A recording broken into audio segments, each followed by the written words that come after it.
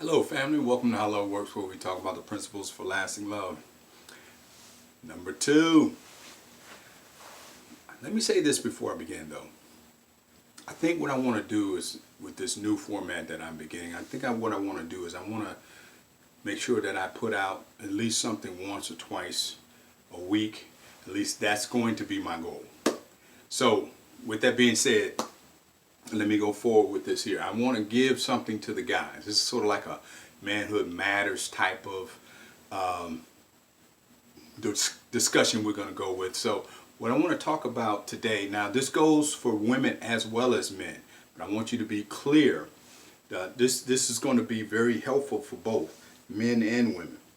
So with that being said, let me say this, that I want to talk about the 10 types of women that make terrible wives.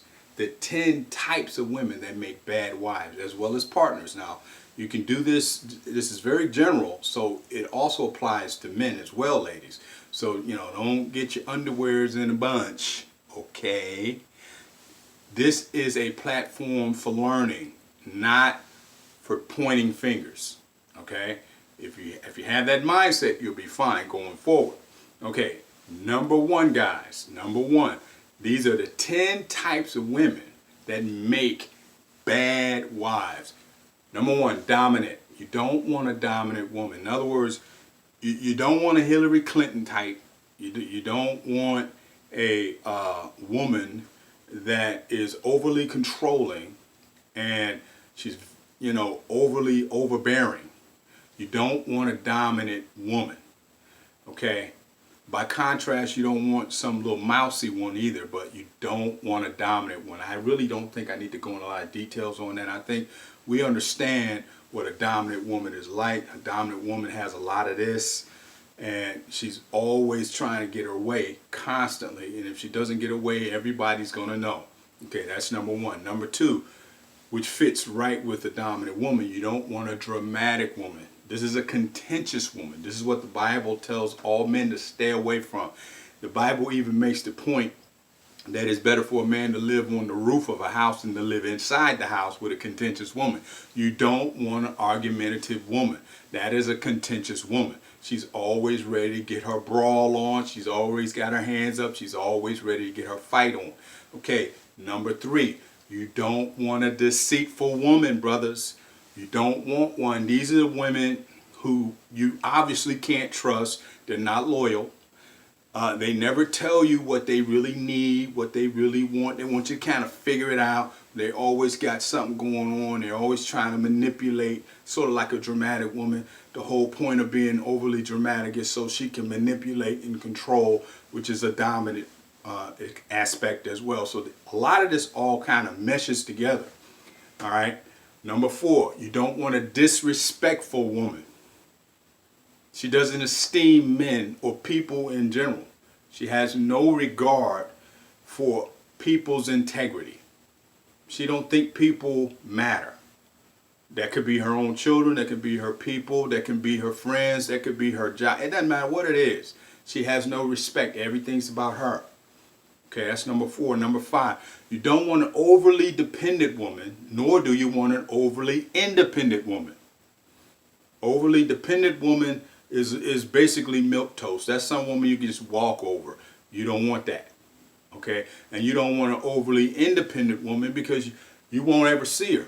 Everything will be about whatever she wants to do whenever she wants to do it. She's not partner material. She doesn't consider you, period. All right. Number six, you don't want a discouraging woman.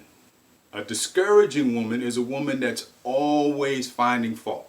This is a woman who doesn't know how to encourage. It's not in her DNA.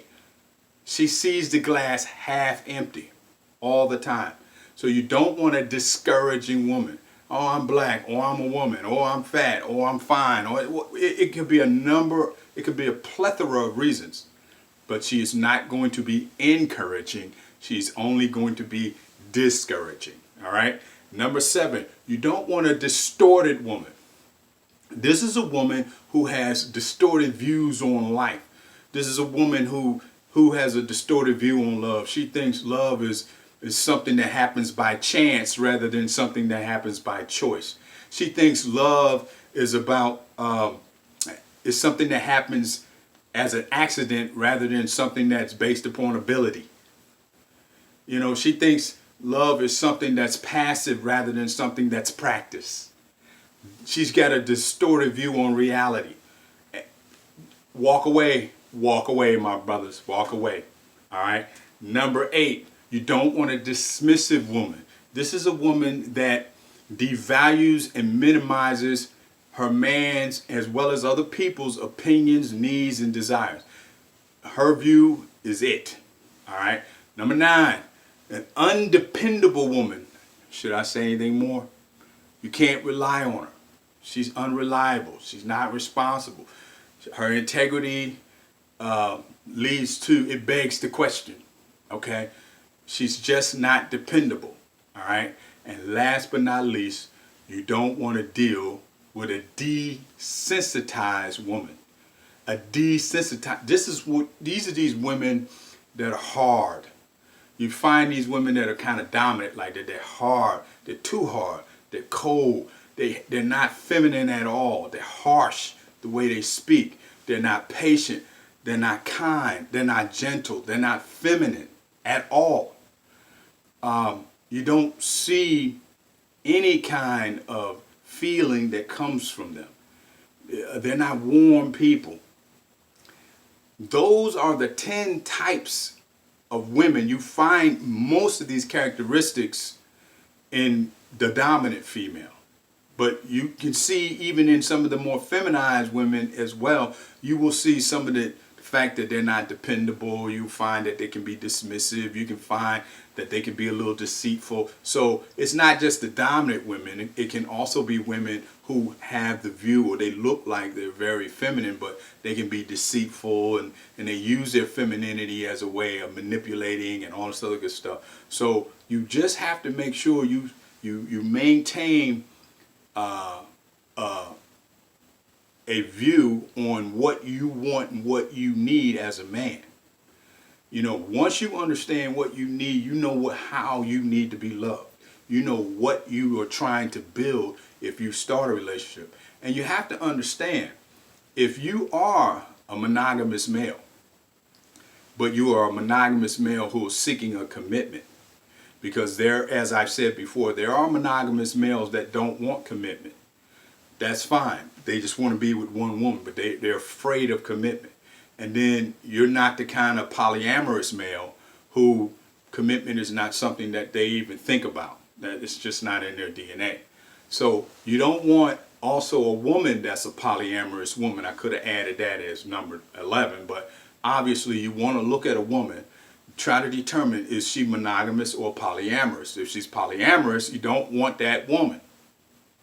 If she has no problem sleeping with Tom, Dick, and Harry, and thinking that just because she's having relations with these guys, she's deceiving herself, thinking that, okay, because we are having intimate relationships, I have a relationship.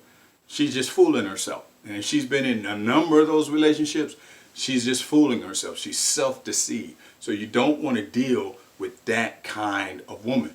But the only way you're going to find that out is that you have to take the time to get to know the person.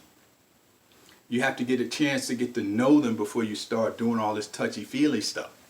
Now, I know that's what immature people do. They kind of go past the know and just get into the touchy-feely stuff. And then when they find out they got a brick, or they got somebody that's a dog, whether it be male or female, they want to blame all females, or they want to blame all males. That's a wrong process. That's a wrong way to approach relationships. You want to make sure that you know a person. You want to know that you can know that person, that you can rely on that person, that you can commit to that person. Then you start easing to the touchy-feely side. But you don't want to get into a relationship. You don't even know who the person is. You don't know anything about them. You don't know about their family history, nothing. And then when it goes south on you, you want to blame the whole female population. And that's your fault, because you didn't take the time. You didn't have a real agenda beyond just having your physical needs met. But if that's going to be the way you roll, then that's what you're going to get 9 times out of 10. Because you're going to settle for the thing that gets you stimulated. All right?